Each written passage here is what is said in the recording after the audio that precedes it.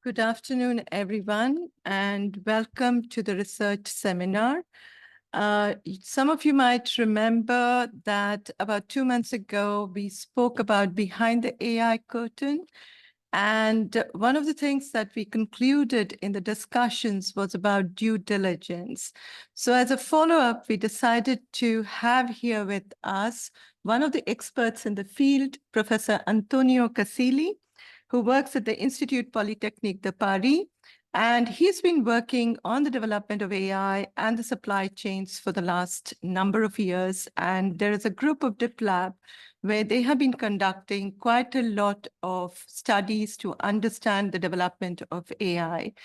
As a follow-up to that particular seminar, today we are going to talk about AI Labor Disclosure Initiative, recognizing the social cost of human labor behind automation. How is it that we can think about due diligence and innovative ways of ensuring that workers who are part of the AI production are actually treated well and respected within the process, and there are due diligence process that is put in place.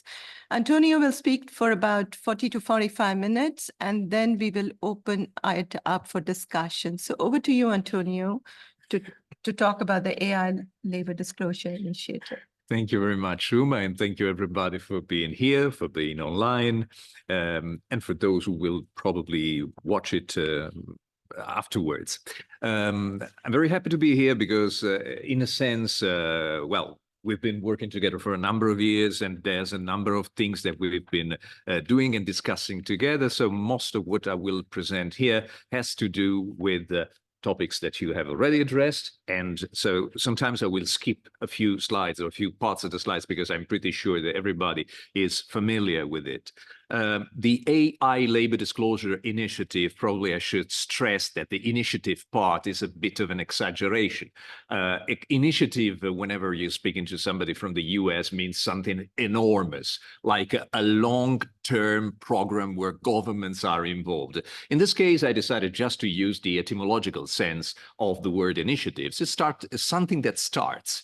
Iniziare in Italian and in Latin is the same actually verb. It means that we are starting to think about something, and this something has to do with what we do as, first of all, DipLab. Let me introduce you my research program, Digital Platform Labor. DipLab stands for it, and the symbol that we use sometimes to represent how we approach AI is this kind of AI iceberg. And we tend to say that most of the research, except of course that the research that is conducted here on AI and germane technologies, tend to focus on the part that is under the water, that emerges from the water, and we tend to focus on the part that is under the water. The part that is under the water is mainly the production phase of AI. And this production phase is particularly rich because this leads us to explore places that are not usually associated with the production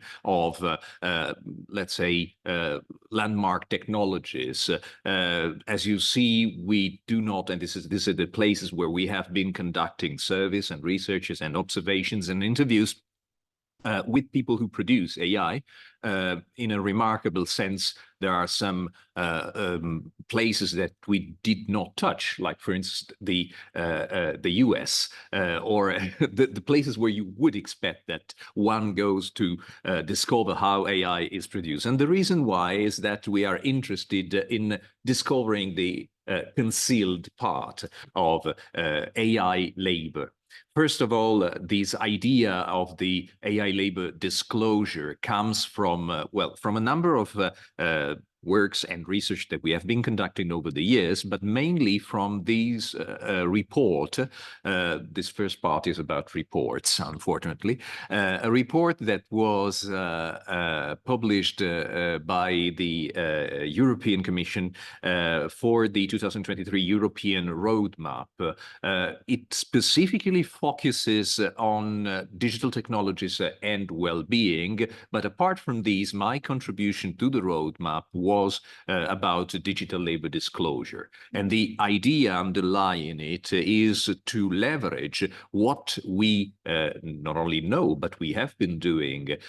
By we, I mean, so the larger civil society, which is, of course, done not only of NGOs and activists, but of course also of the institutions that are involved in this. And there is a growing interest in, or at least attempt at pushing companies to disclose data about their own workforce. In some cases, this is about collecting information about gender distribution, representation of minorities, working condition, compliance with regulation. But in other cases, it is also about discovering where workers are. And sometimes workers are in places where we do not expect to find them. And especially, you will see in a second, when it comes to invisible workers. There's a number of invisible workers. Sometimes they are invisibilized, which is a fancy way of saying that they are hidden, for reasons that have to do with the fact that the very recruitment and use of these workers is illegal in several cases, like child labor or forced labor. And there are a number of initiatives that also disclose labor, not only for accountability in terms of, I don't know, again, gender or representation, but also because they want to enforce laws against this specific form of oppressive and illegal labor. And this has to do with it, because in some cases also in AI, there are a number of shady practices that concern working conditions, the status of people who are involved in AI production. And although very, very rarely, virtually never, in our own experience, we encountered situations like child labor, we did encounter situations where unfree labor is involved in the production of AI. In some cases, it is about prisons or prisoners that are recruited to train AI systems. Well, everybody probably have heard about situations such as this in places like China, but also in Europe it happens, in Finland it happens, and in other countries it's starting to happen in a very concerning way. So this is also about accountability and about having the possibility of exerting and having due diligence along supply chains. Sometimes supply chains are extremely complicated, and sometimes they have to do with a mix of technological and non-technological companies. And this is something that it's clearly starting to emerge for those of us, our colleagues at Fair Work, are a good example, are starting to discover the complexities of global supply chains. Although they publish every year, yes, they do publish a state of the global platform economy, but they also publish a number of individual country reports. What is clearly emerging is that you cannot study, I don't know, Uber or Amazon without also studying the vast network of their outsourced companies, subcontractors, and all those involved in sourcing and procuring. So this due diligence is not only a human rights and labor rights matter, it also has to do with sustainability. And the link is pretty clear if we consider that the technologies that we are studying, AI solutions and systems, are extremely heavy on the environment for, of course, reasons that have to do with the vast quantities of energy that they need to function, but also, as you will see at the end of my presentation, for very material that have to do basically with raw materials reasons. So this is another source of inspiration of an initiative such as the AI Labor Disclosure Initiative, something that has to do with the growing interest in green AI, which is in some cases another case of greenwashing, but at least it's a nice attempt from our colleagues from computer science and again, germane fields of knowledge to come up with sustainable, environmentally sustainable technologies. And so in this case, sometimes we do need to disclose the existence or non-existence of labor too, because sometimes these technologies that are wasteful in terms of energy or in terms of material or in terms of e-waste are also very labor intensive. Think about, for instance, the extraction of cobalt for, well, our batteries. This is something that is usually done in small artisanal mines, sometimes done by hand, sometimes done, of course, by undocumented workers or family companies, let's say. Sometimes they are not even companies, they are informal organizations. And of course, this makes the mapping of this work extremely difficult. The rest of my presentation will not be about, again, the initiative per se. If you want, we can discuss it in the Q&A session. I just wanted to give you an idea of what we know so far about places where we expect to find labor. Although in the official communication of companies that produce AI solutions, there should not be labor at all because they are supposed to be automated solutions.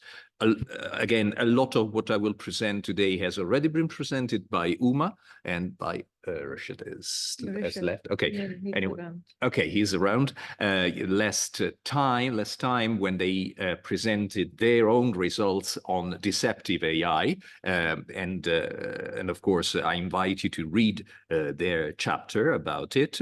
But I will try to give a more general picture, if possible. So, first of all, let's agree on a few definitions. There's a thing that is called AI labor. At least we call it AI labor. And by we means many of the persons that are inside this room and probably in the chat, but also the community that deals with data, work, and labor. Basically, we have to agree that there is a thing called AI first. And by AI, we mean basically any software that has some machine learning in it. And in order to machine learn, these softwares, these solutions, these systems need to have somebody that teaches the machine to recognize the examples or learn from its data set. And in these cases, there is a lot of labor involved in it. Let me give you an example that is probably known to everybody because it's been in the news. It's been prominently in the news. It's not been in some kind of obscure online blog. OpenAI launched in 2022, November 2022, the ChatGPT product, which is just one manifestation, if you want, of their main models. And of course, it was presented as a big advancement for the entire humanities, the advent of AGI, artificial general intelligence.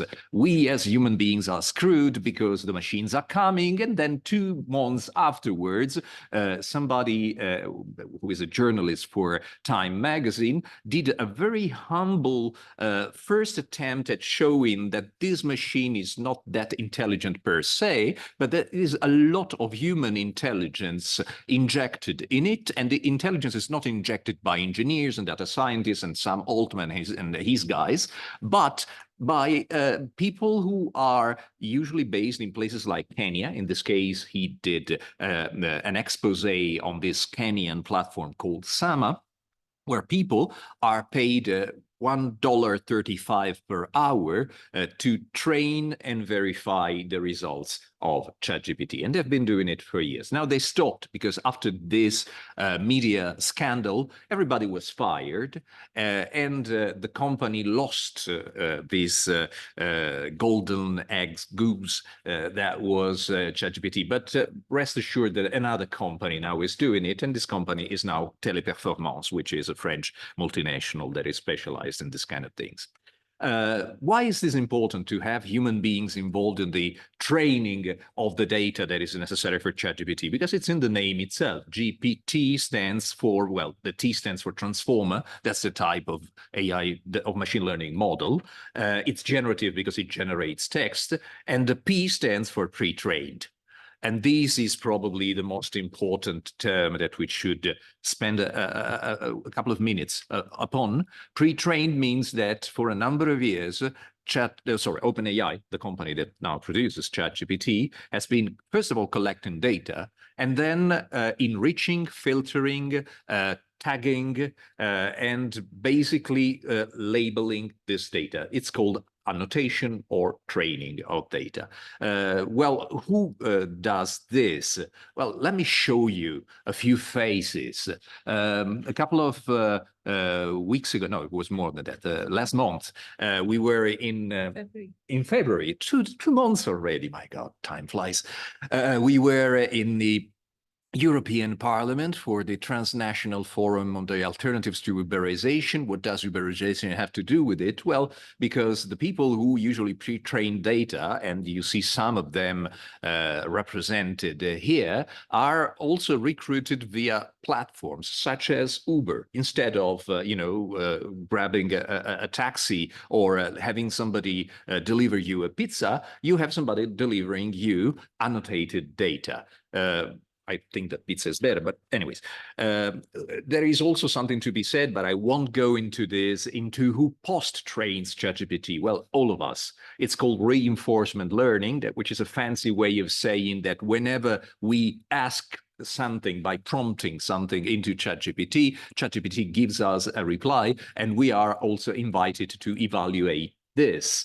And this, our own evaluation, our yay or nay for ChatGPT's reply, is used to retrain ChatGPT. Look at me. Okay. And we, as let's say, everyday users of the internet have actually been feeding ChatGPT and the GPT models in general for a number of years, because the very initial data set, which is terabytes and terabytes of data, has been collected not by OpenAI, but by another company, another platform called Control. They started back in 2012, where OpenAI didn't even exist. But they collected massive amounts of data that come from our own contribution and conversation on the internet.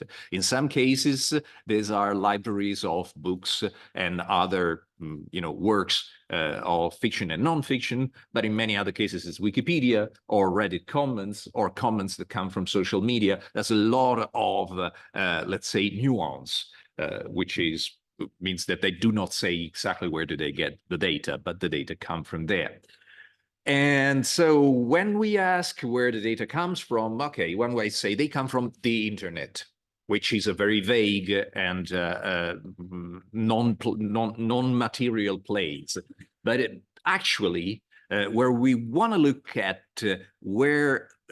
what countries provided workers that actually annotated the data, well, we start to see that there is a clear geography of it, and it's a global one.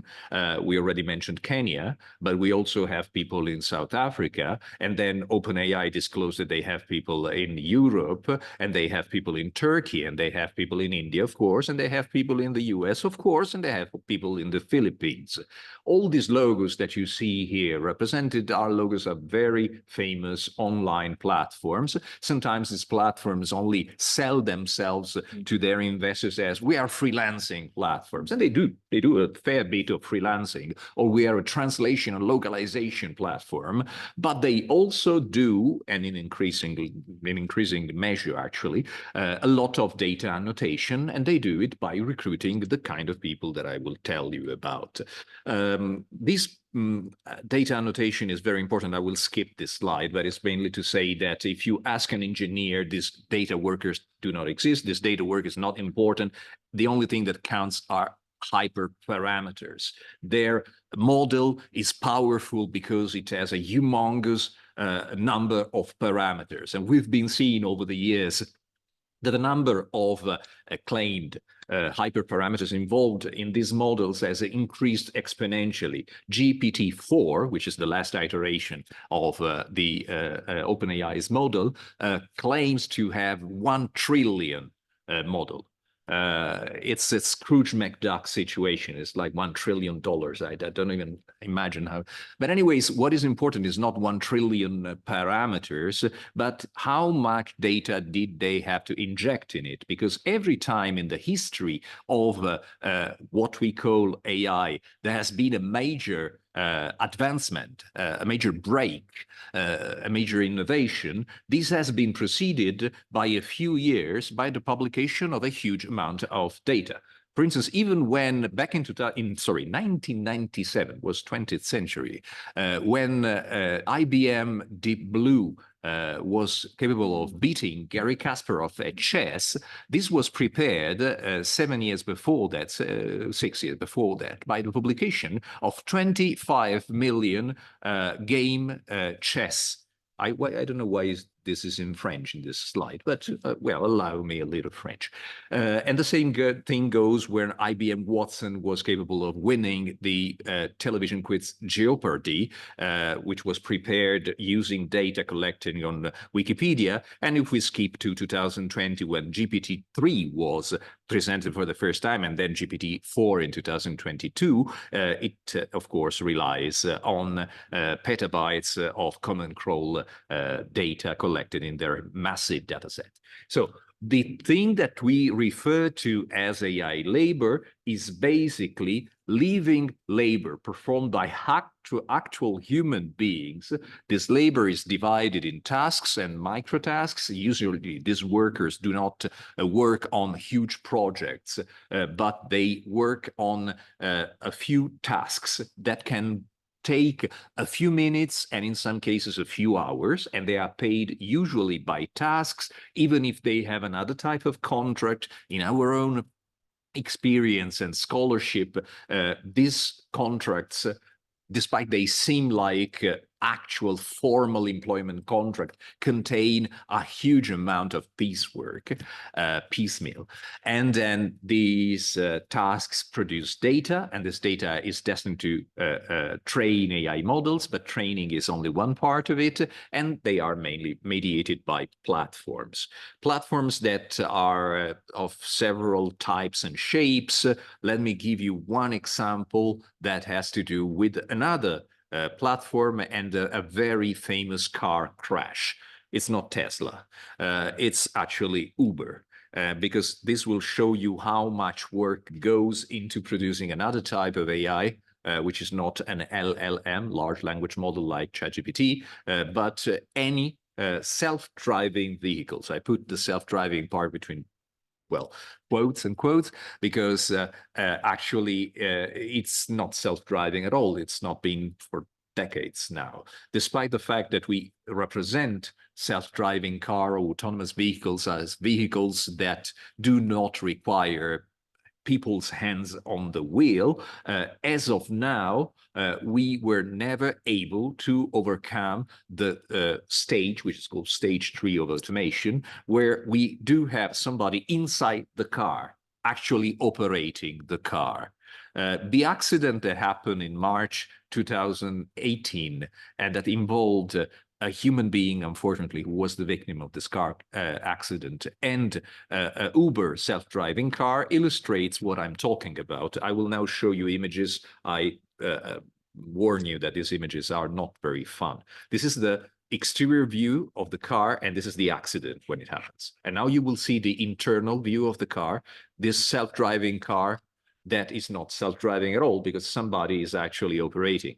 And despite this person, who is unfortunately the only person who went to court for this accident, was accused by Uber itself of being distracted because, according to Uber, she was watching The Voice on her smartphone. She was actually operating the car. A self-driving car is a car that you operate not only driving it on the wheel, using the wheel, but also looking at a tablet where the things that the car sees in a way, are represented, because a self-driving car is actually an AI on wheel, and it has a number of sensors on its roof. This thing that you see on the roof is called a lidar, which stands for laser and radar.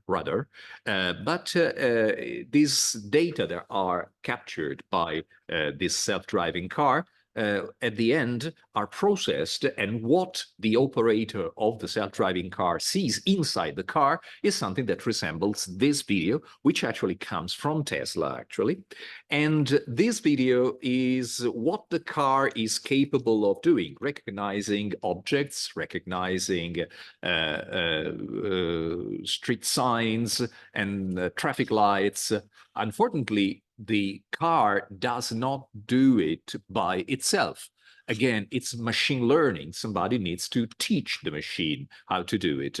And how is it done, the stitching? Well, it is done by hand. People receive hundreds of photographs or small pictures taken from these videos, and they have to tag and box this car or draw silhouettes of the car and then put a label like you would do on Instagram or TikTok.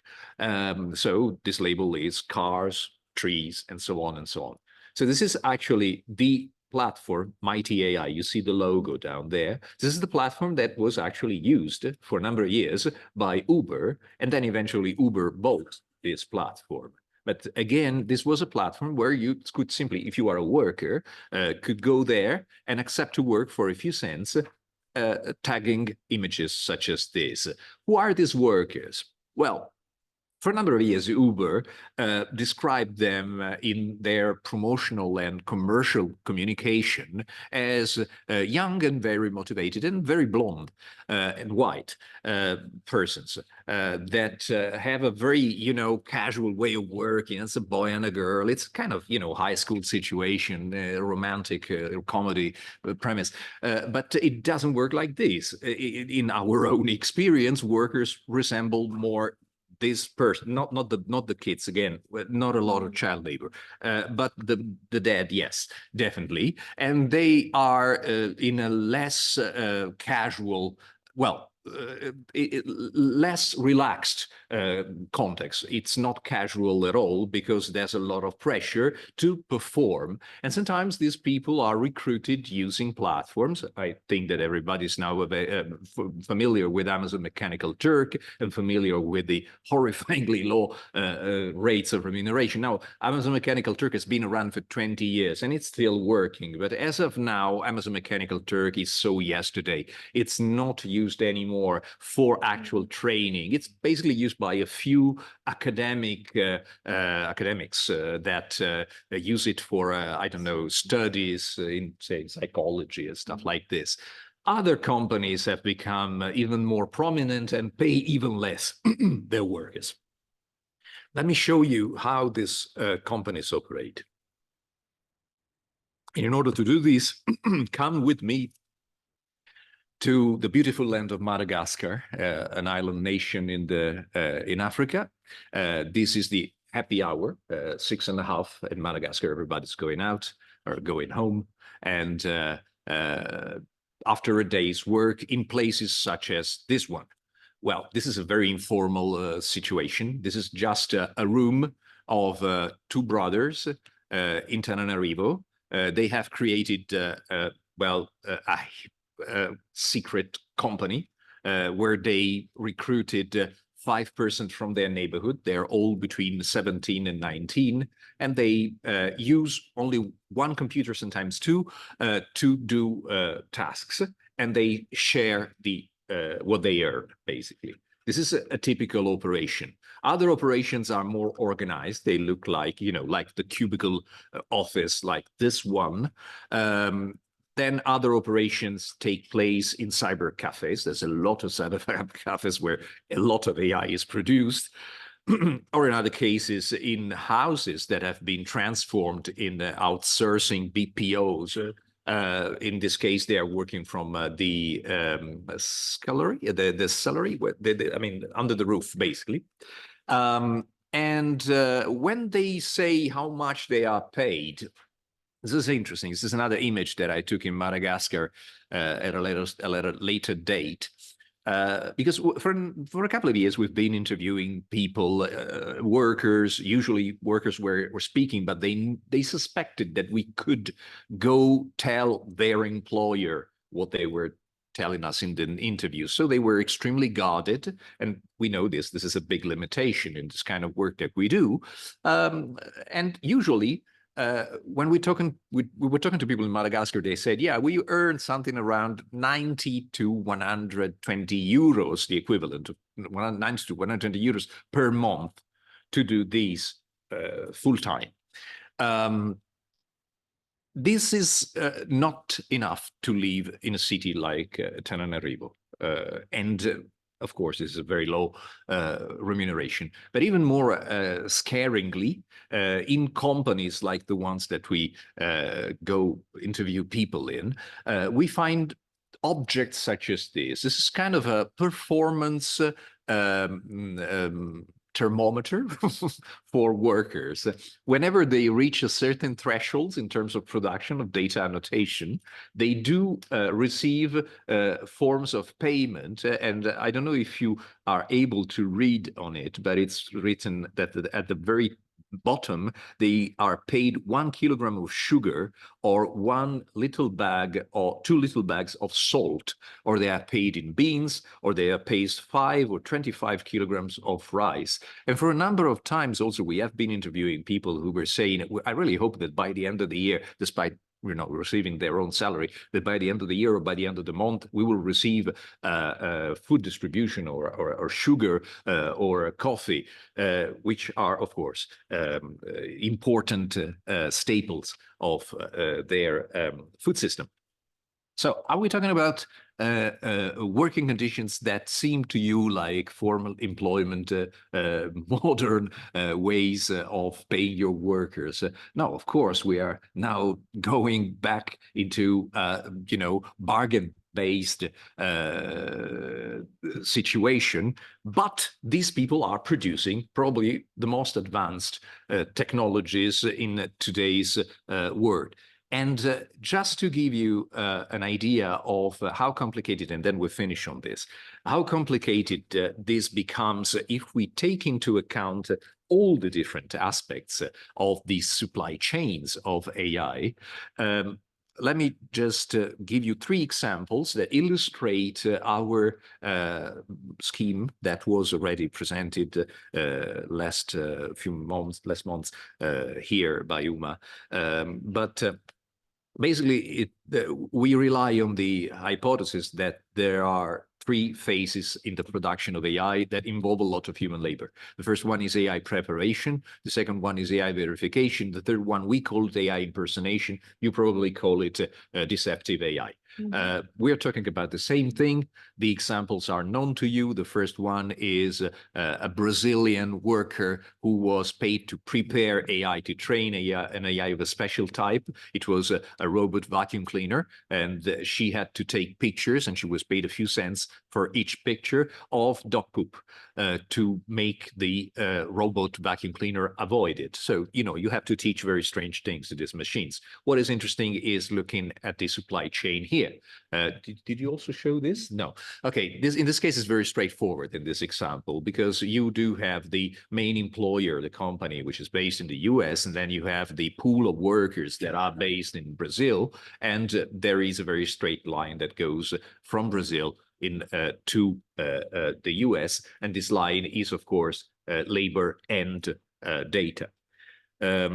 Then there is the other example that illustrates AI verification. AI verification concerns basically evaluation of the performance of an AI solution that usually is already on the market. In this case, it's a smart speaker that was already on the market in 2019. I can now tell you that it's Cortana by Microsoft.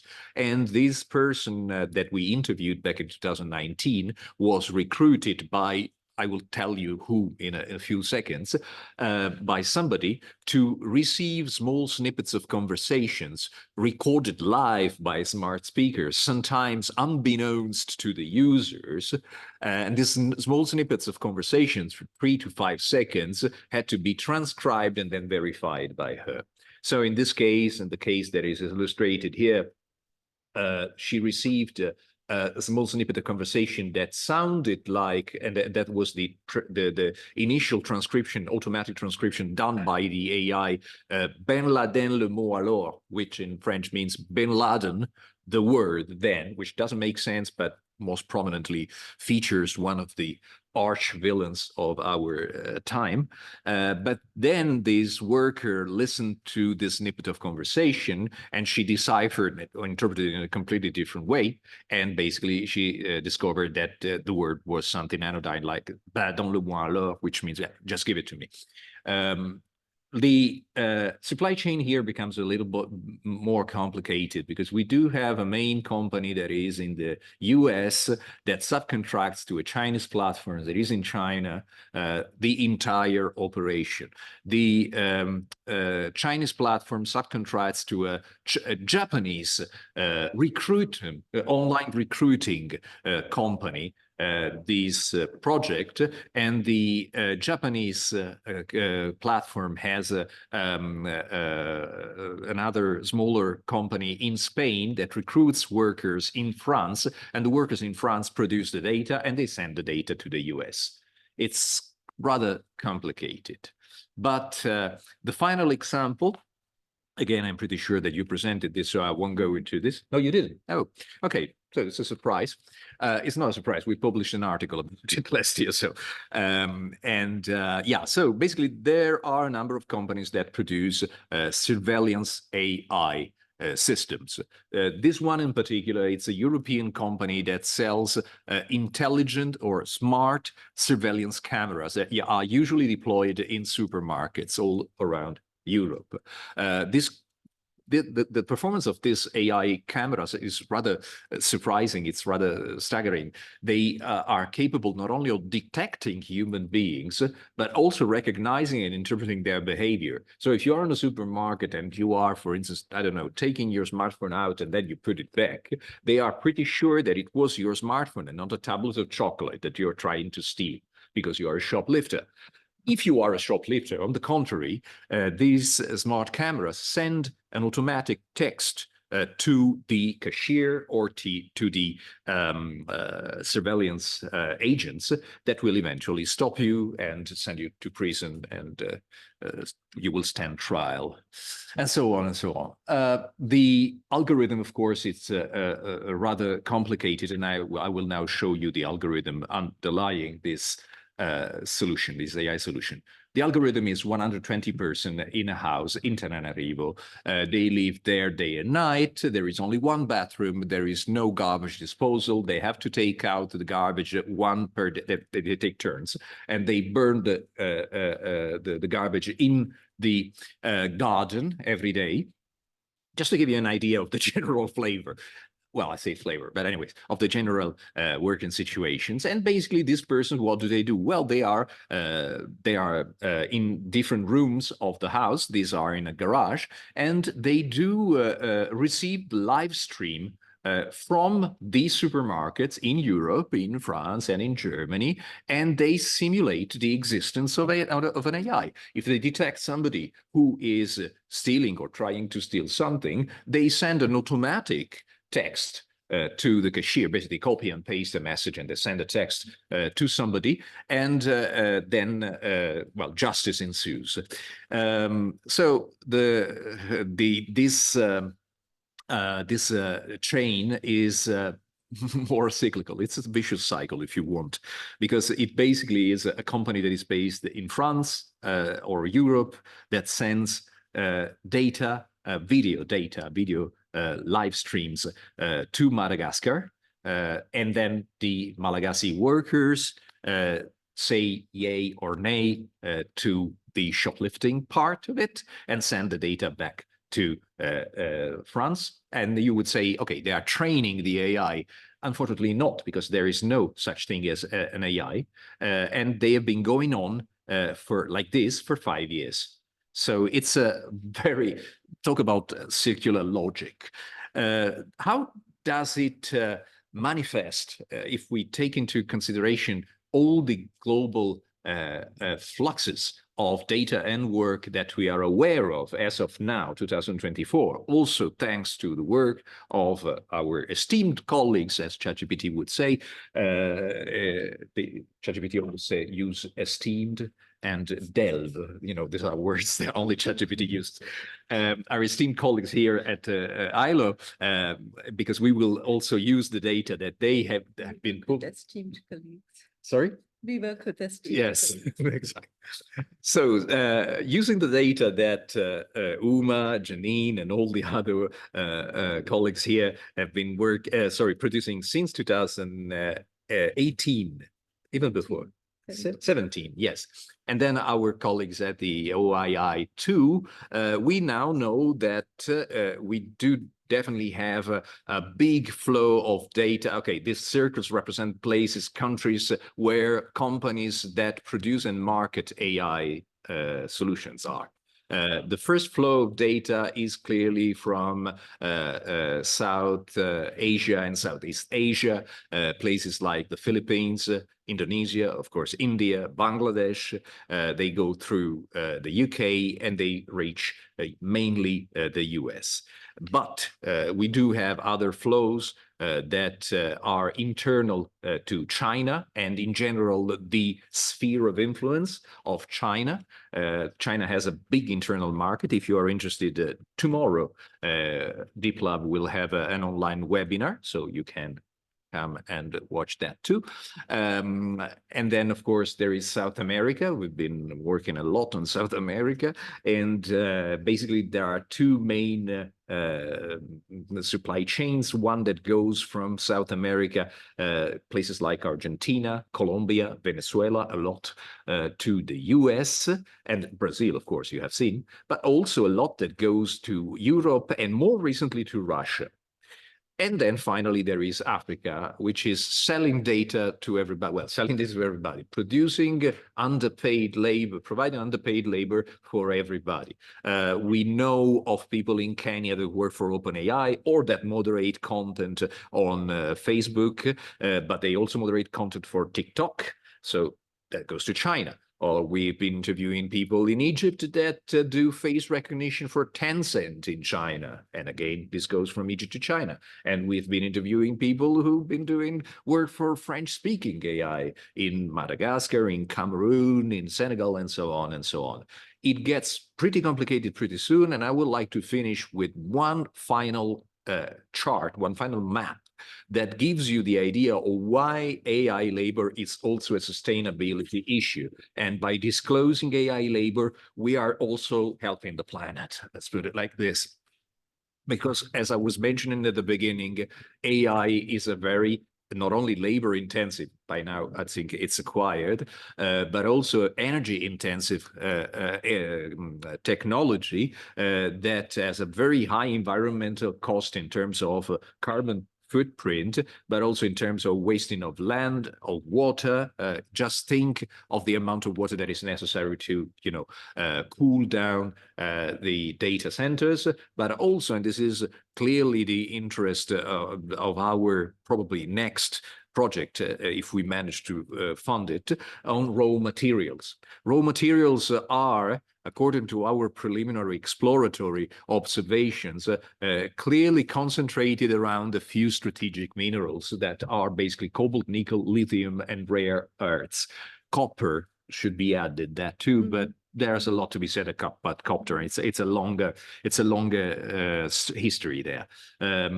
These three images are taken from places that from countries where we've been conducting this research. The first one is in Chile. It's in Atacama. It's a lithium factory. The first one on the top actually, it's a very beautiful image of the Salar de Uyuni, which is the biggest salt lake in the world, and it's also one of the bigger producers of lithium again. And the one at the bottom is actually again in Madagascar. It's a few dozens kilometers from the capital. It's a mine called Ambatuve, and this mine is basically a huge open pit where cobalt and nickel are extracted. So there's a lot to be said, and I hope next time next time I'm here to tell you more about this. As of now, I just want to finish by going back to the image of the map that I just showed you. These are where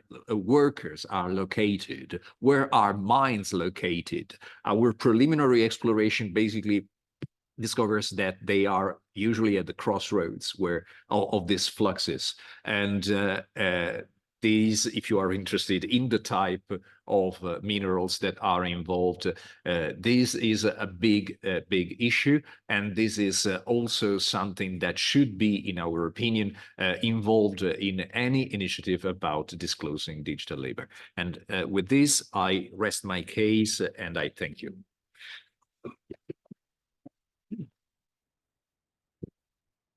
Thank you so much, Antonio, for this fascinating lecture, which went a bit more deep into some of the aspects that Rishabh and I spoke about 2 months ago. But I think where I do want to get back into the discussion is on the title, the AI Labor Disclosure Initiative. Like, what is the mechanism that we need to put in place for due diligence? So there are some questions that I see on the chat, but before that, I want to open it up for the audience sitting here. If anybody here has any questions, please raise your hands. And from there, I'll take on to the ones who are online. And colleagues online, please post your questions either in the chat or in the open question box, and I'll pick it up. Thank you so much. Ana Rosa. Thank you, Antonio. It was fascinating.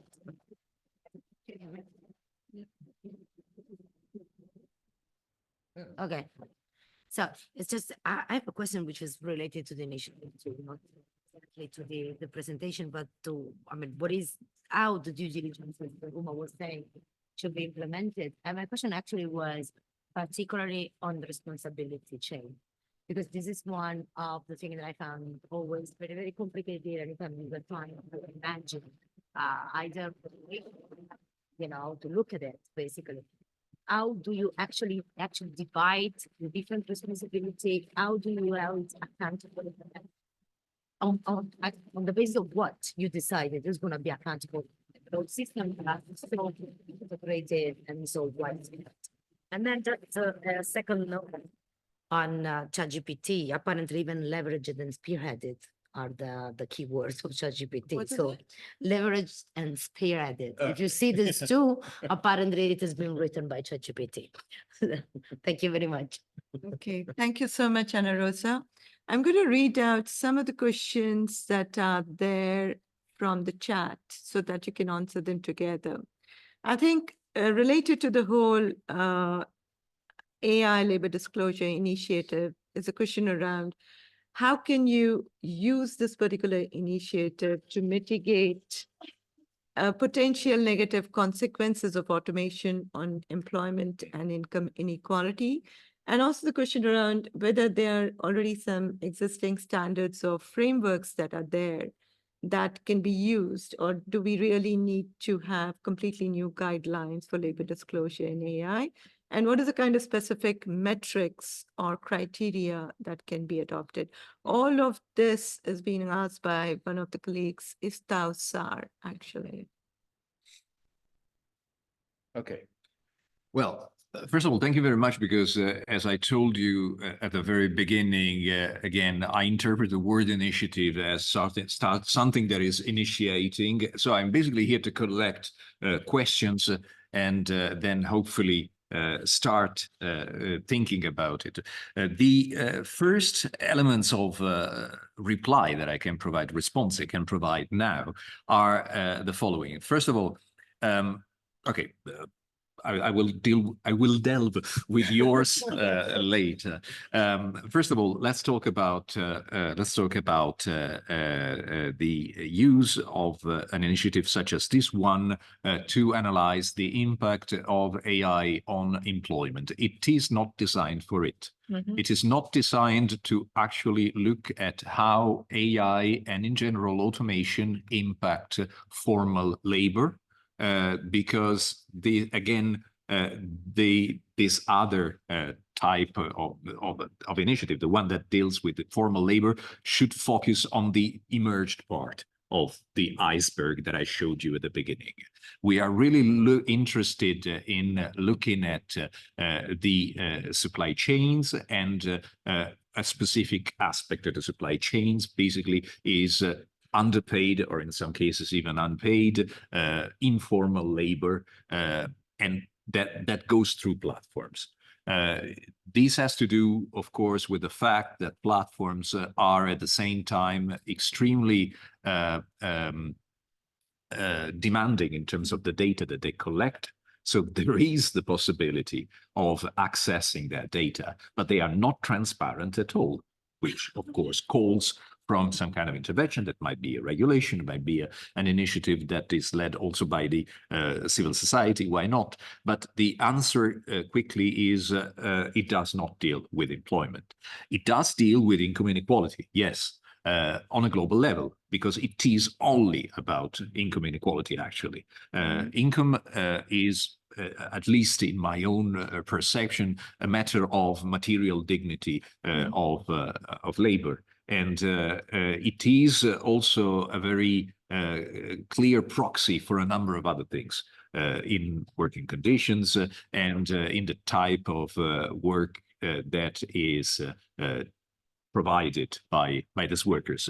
And income inequality in this case, it's clearly increased by platforms such as these, especially if we look at the difference, at the gaps in income and in remuneration between those who are formally employed by companies like Google or OpenAI and so on, which are a selected few, of course, fewer and fewer, since they are laying off a lot of the people that were hired for no apparent reason during the COVID times, and those who are not employed by them, clearly, that work in countries, again, that are usually low-income countries. And the countries are selected, first of all, because these are countries where the cost of living is so low that sometimes, of course, you can recruit people on the cheap.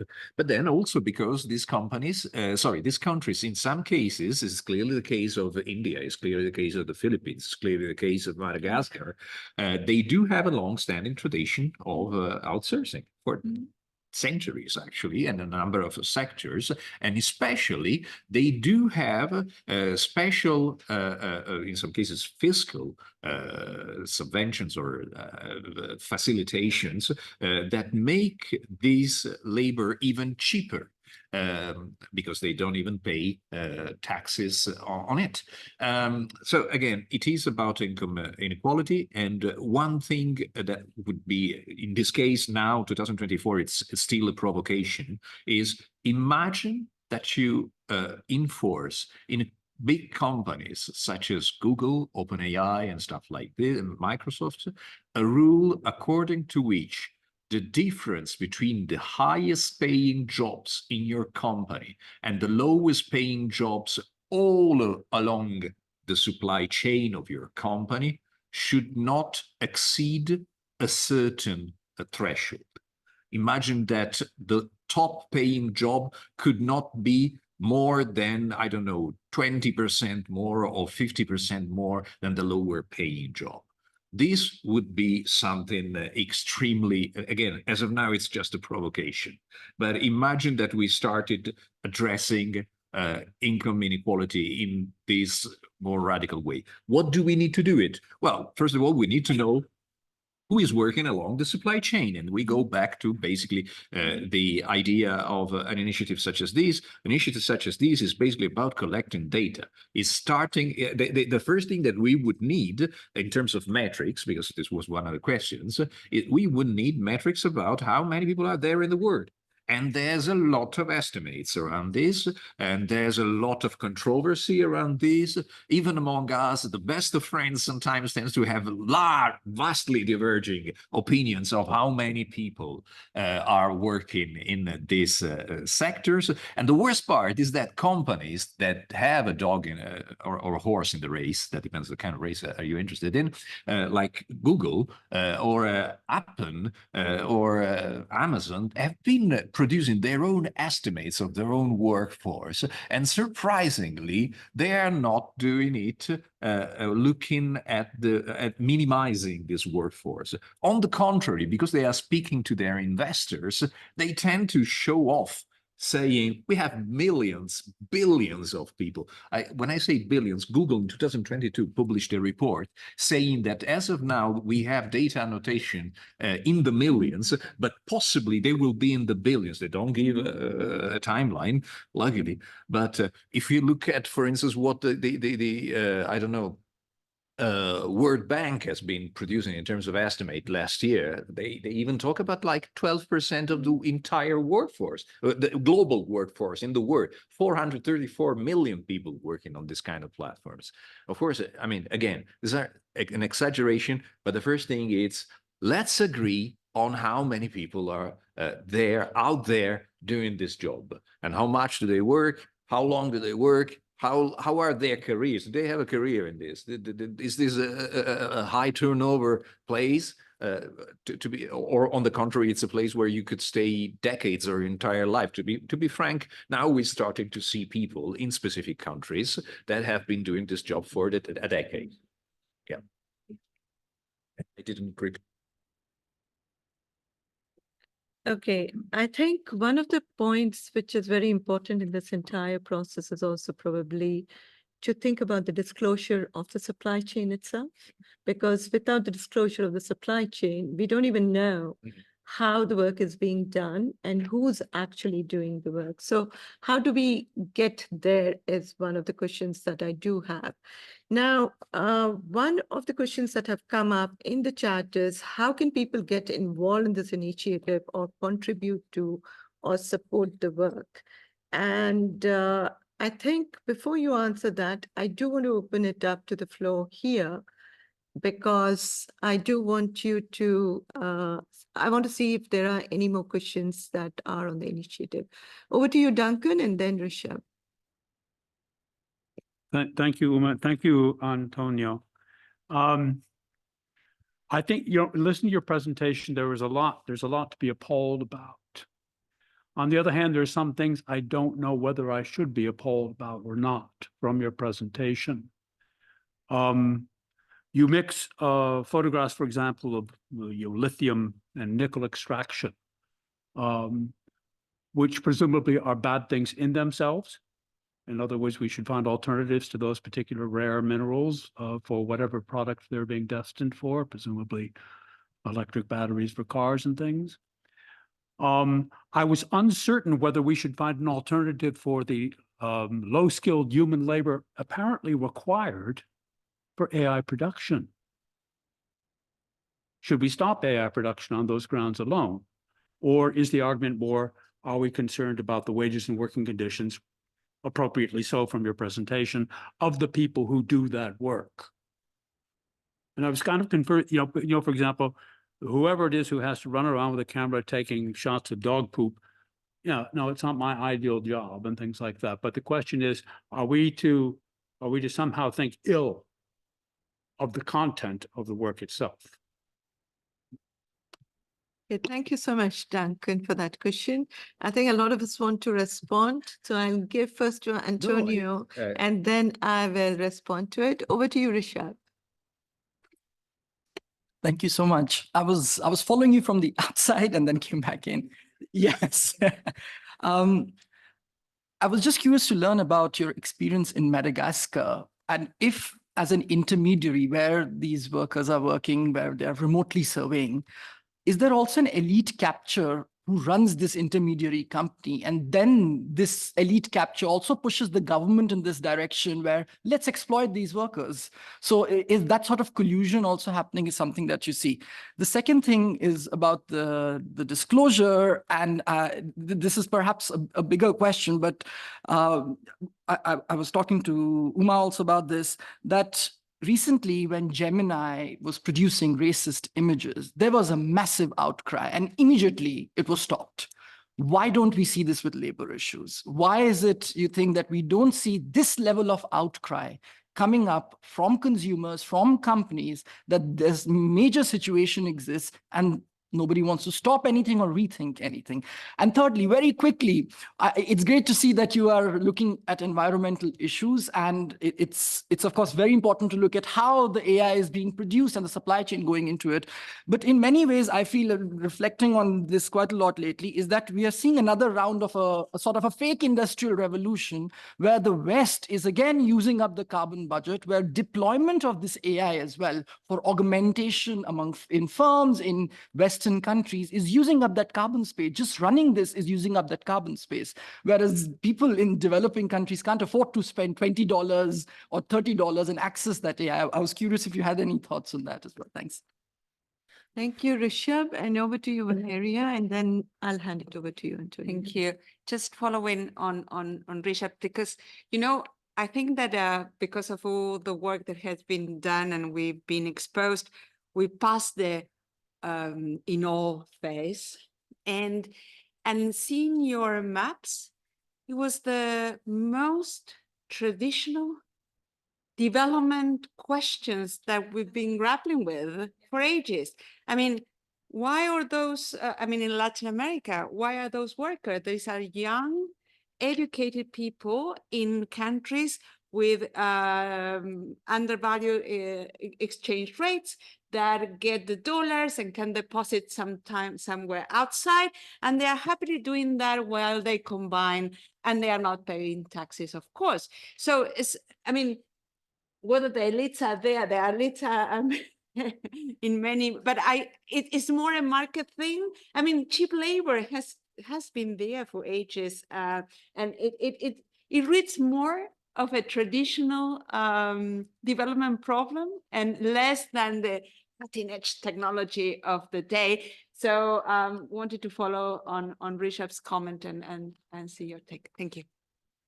Thanks a lot. Antonio, over to you. And then I do want to respond to a series of questions that have come there.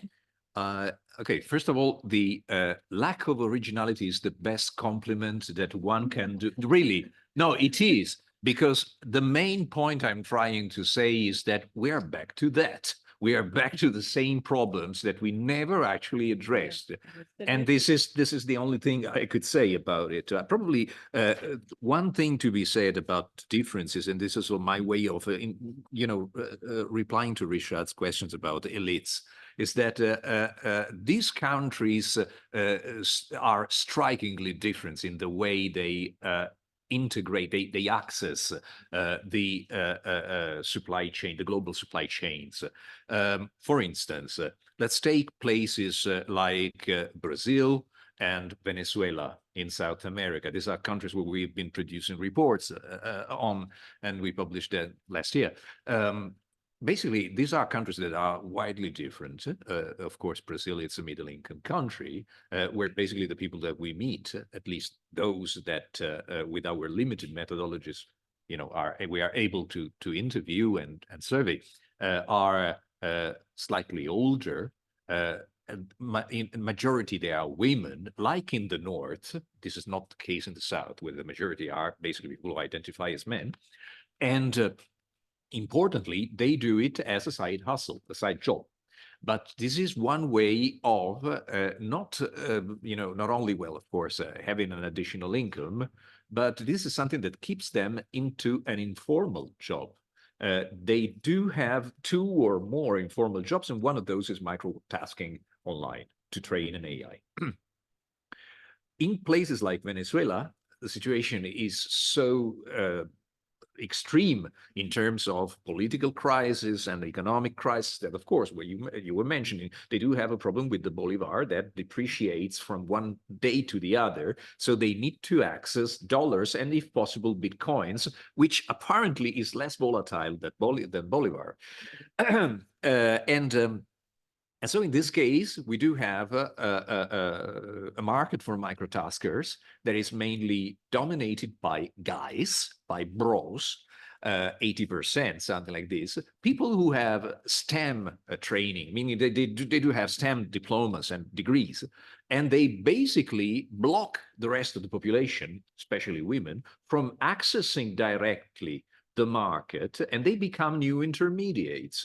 And they put in place situations where, according to a definition that probably was introduced by Hamid Anwar, they do elongated chains of subcontracting, meaning they do accept to do a microtask, and they dispatch it to their daughter, their grandmother, and so on and so on. In this case, clearly, the situation is really something that is pervasive, and it's a web of very small fishes, in some cases big ponds. In the case of Madagascar, the pond is definitely smaller, because we're talking about a country that has 11 million people, but clearly this is a small pond where we do have big fish, and these types of fish, they are half French, because again, when it comes to the persistence of colonization in places like that, well, you do have a lot of people that basically put on operations or companies where they do have one French partner. Basically, he's the white guy who speaks to the investors. And then you have the operation manager, who is basically the Malagasy guy who basically recruits everybody else. And when it comes to the elites, the local elites are involved in a very ambiguous way, because some lucky few are able, by creating partnership with these French investors, to become supervisors and then create their own smaller or bigger company. But in many other cases, we are talking about the destruction of the human capital, if you believe in that thing in particular, of young, very educated people who should be the elite of their own countries. We interview people who have master degrees. We interview a few PhDs, which is always scary, because I do these interviews with my own PhDs and they start, shivering. But again, these people should be the top of the crème of the labor market, and it is not the case. And this is probably one way of introducing my reply to Duncan, which I will leave it to you. You probably will do it more eloquently. Yeah, I think I do want to take some of the questions and follow up, and there are still more questions for you, Antonio, in the chat that I'll come back to. Duncan, in a way, you provoke me today about the fact, and I guess that's with the purpose, and you talk about, do we stop this kind of an AI development just because, it's a low-skilled activity, because there are poor working conditions and all of it? And also linking it up to this lack of originality, or, the awe is over, we know it all. I think all of this raises a very fundamental question for us, right? It's a development problem, right? There is a problem in the employment policies. We are not really coming up with creating employment policies that can generate the nature of employment that is needed in many of these markets. So what is it that forces many of them to get into doing this kind of a task, or, being readily available to it? It's lack of opportunities within the labor markets. The very fact that country after country, we see almost 50% of the workers who are engaged in AI development are being part of the STEM education speaks volumes about it. So I think there are two things that need to be done, according to me. One is try to get your employment policies in place. The education, which used to be the silver bullet for good formal employment no longer remains true, right? Can we get back into it and try to understand which are the sectors, which are the industries that need to be promoted where you can have gainful employment opportunities? Number one, that's very important. Number two, I do want to get back into the core of the debate today. That is about the due diligence process within the AI supply chain. And that involves trying, number one, to understand what is the AI that is coming up.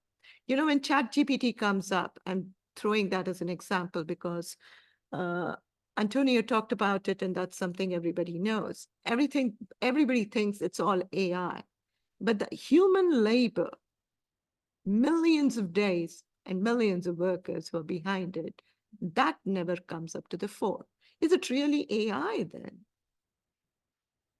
Can we ask that simple question? And are we there? Why do we even want to promote a product like that? Is that the need of the hour? You know, you do need automation. You do need some level of robotics, but that is supposed to help humans to handle some of the activities, reduce drudgery. But these kinds of tools that are coming, whether you're talking about the security alarms that is used in the freight supermarkets using human labor elsewhere, is that the kind of AIs that we need? I think there is a need for us to question the nature of AI that is being produced. And I think that's a process and that's a questioning that we need to see and ask and stop in a way. And probably those kinds of AI, if we don't get it, rather use the same STEM educated people to actually innovate and produce goods which are much more helpful for the development process. And I think that's the direction we should be going. And I think that's where the thinking has to be. And I don't see that happening. And I think part of this call is basically to see what is the due diligence process that can be put in place.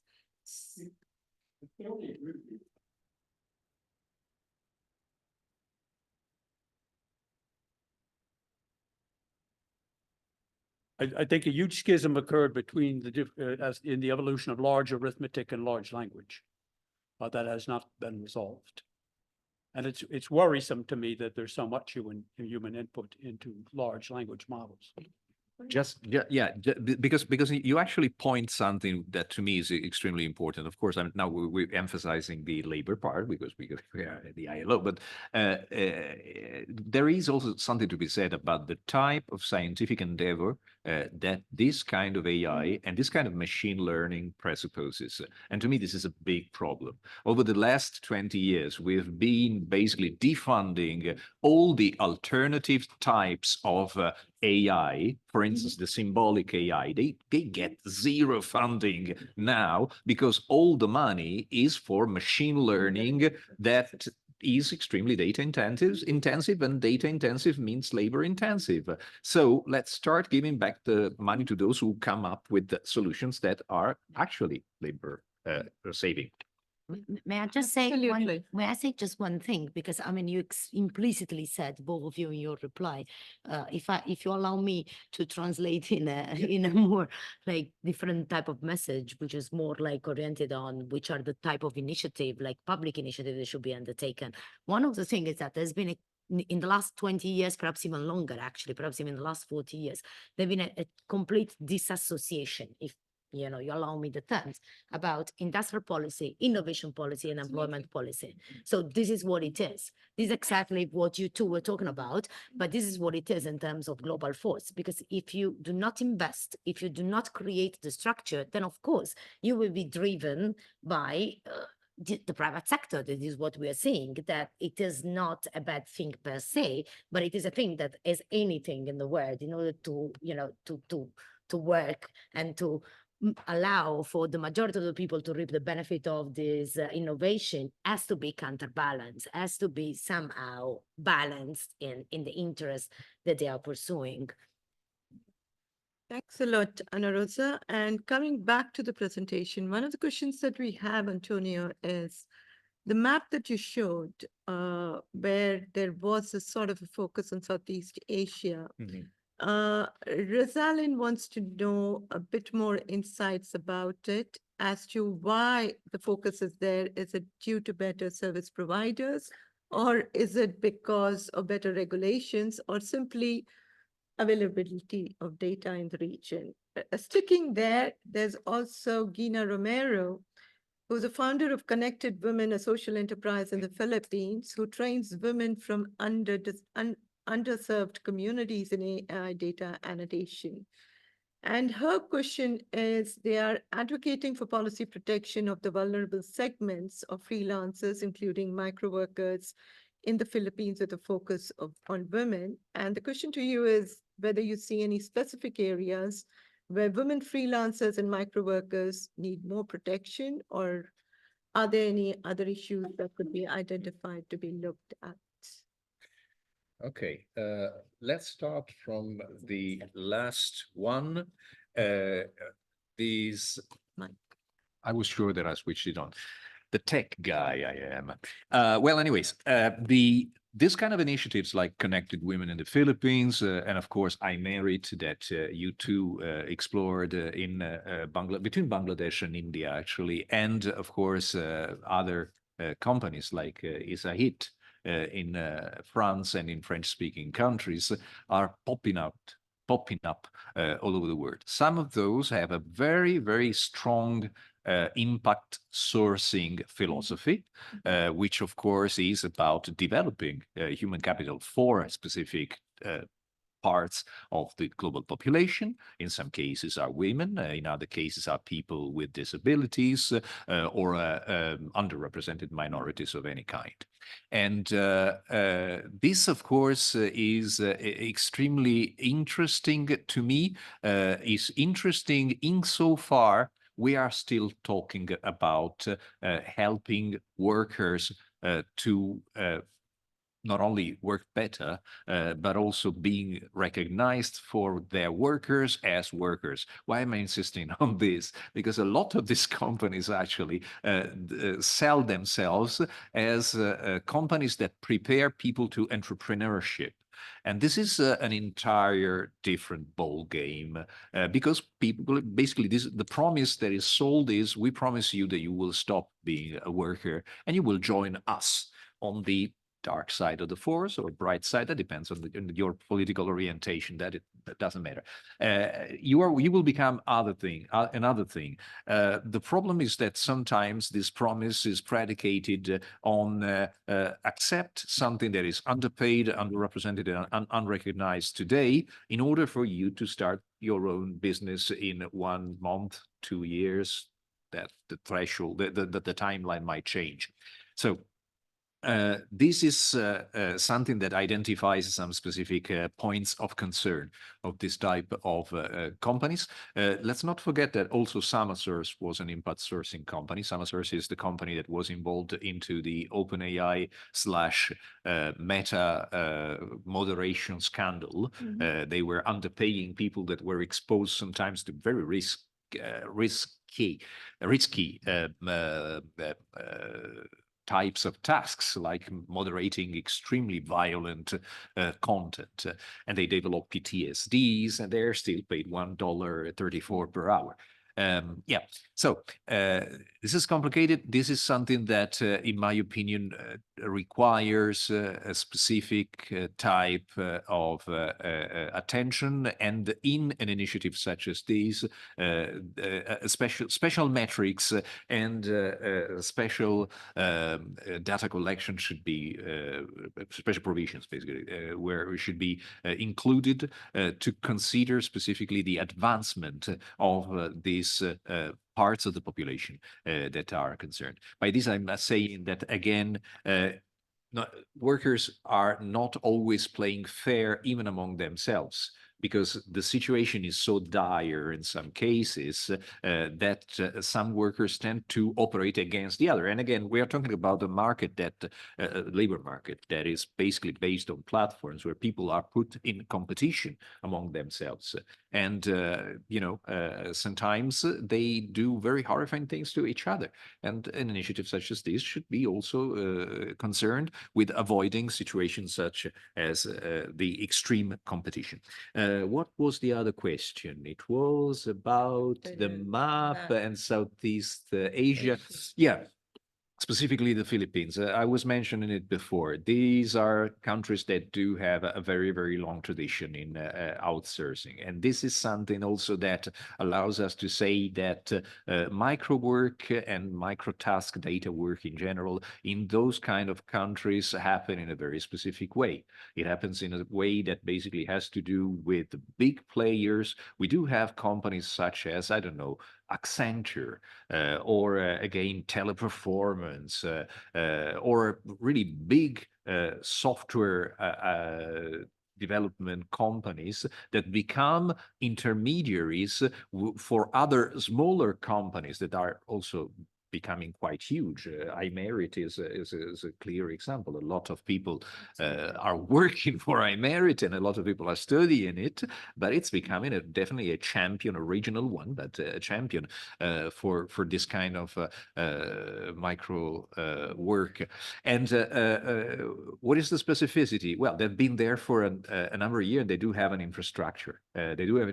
So if you are looking for a micro workers, you do not have to go look for them yourself. You can simply quickly find not only an intermediary, but an entire set of companies that are specialized and are aggressively competing among themselves, that they will give you the best price, the best workers, and they will deliver on their promise, which explains why this is also the oldest attested flux of data work that we've been studying. Well, you've been studying. Yeah. Thanks a lot, Antonio. I think there is a point that I do want to bring in a sense was raised by Rishabh in a way about the elite capture, the way, that's the kind of the intermediate agencies that are basically coming into it. So it was brought to my notice that during the World Economic Forum, one of the top industrialists in India, Adani, went about saying at the World Economic Forum that, we would love to attract the development of AI to India and become one of the biggest hubs of back-end production of AI. What does that mean? It looks very nice when you're talking about it in a World Economic Forum, saying that, well, India would love to become the back office end of AI, but what you're going to do is basically a lot of these annotation tasks, low-skilled work, which is helping an AI, which we don't know how many years it takes to become even perfect or to be used per se. And I think some of the information that is coming on, even for recording, or even for transcribing, the amount of data annotation that it takes, the millions of hours, the millions of people that is actually involved in it, actually raises a number of fundamental questions about, what is the AI development that we are engaged in. And I think it needs to be really taken up and revealed as to, AI needs to be developed, sure. We do need AI development in certain areas, but what is the nature of AI development we actually need? And I think that's a question that we as a society probably also needs to ask. And coming back to the whole disclosure initiative that is there, I think one of those things that I do want to ask in the last 5 minutes to you, Antonio, is how is it that we can work together actually in this particular initiative of the disclosure of the supply chains? What are the kind of practices we can put in place? Because for us as an organization, worker is at the center.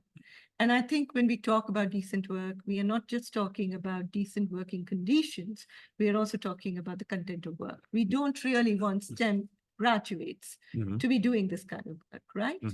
So how is it that, you can put a system in place to ensure that things are fair in this process. I now discovered that my mic was hot all along. But anyways, some of the things that we might be doing, we are already doing. We are sharing knowledge about this. We are sharing perspective and methods. One thing that we should start doing on a systematic base is sharing data too, pooling data. And by this, I mean creating some kind of common repository of all the existing evidence of what we are describing today. And so far, this is being used to create and to pursue individual programs. But one opportunity that we have today is, again, pooling our resources and look for a possible wider communities of stakeholders involved. And by stakeholders, of course, are not only people who do research, because I mean, this is where I speak from, but also, and that's very important, companies and governments. Companies should be involved in this, should be involved because it's in their best interest, or because next time we meet will be in a court of law. I'm sorry to say this, but there is no possible scenario for companies like OpenAI that involves them continuing doing these for a number of years and never get sued or never been massively put to task for what they are doing.